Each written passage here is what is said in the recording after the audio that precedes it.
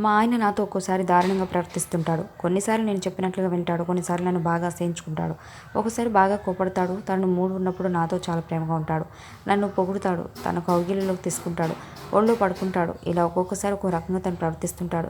శృంగారం విషయంలో ఆయన నా మాట అస్సలు వినడు. నాకు మూడ్ లేదు అంటే కూడా వినిపించుకోడు. శృంగారం కావాలని పట్టుబడతాడు. లేదంటే అలుగుతాడు. మాట్లాడు. అందువల్ల నాకు ఇష్టం లేకున్నా కూడా ఆయన కోసం నేను శృంగారంకు ఓకే చెబుతుంటాను. అయితే ఒక్కసారి నాకు ఇంట్రెస్ట్ లేక శృంగారంలో పాల్గొనకుండా నిద్రపోతాను. ఇక ఆ రోజు రాత్రి నేను బాగా నిద్రలో ఉన్నప్పుడు ఆయన నాకు తెలియకుండానే నాతో శృంగారం చేస్తుంటాడు. నాకు సడన్గా మెలకువ వచ్చి చూస్తే ఆ పనిలో ఉంటాడు. ఏంటండి ఇలా చేస్తున్నారు, మరీ దారుణంగా అంటే వినిపించుకోడు. అలాగే కంటిన్యూ చేస్తాడు. నేను ఆయనతో వేగలకు చస్తున్నాను. మా ఆయన ఎందుకు ఇలా చేస్తున్నాడో నాకు అర్థం కావడం లేదు. ఆయన అలా చేయకుండా ఉండాలంటే ఏం చేయాలో కాస్త చెప్పగలరు? కొందరు భర్తలు లైంగికంగా వేధిస్తుంటారు. కొందరు మగవారికి కొన్ని రకాల వింత అలవాట్లు ఉంటాయి.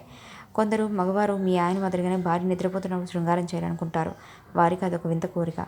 మీరు మీ ఆయనతో పడుకునే ముందు శృంగారంలో పాల్గొనండి. ఆయన కోరికలని సాధ్యమైనంత వరకు తీర్చండి. మగవారు రాత్రి ఒకసారి బాగా శృంగారంలో పాల్గొన్న తర్వాత మళ్ళీ శృంగారంలో పాల్గొనాలంటే ఆసక్తి చూపరు.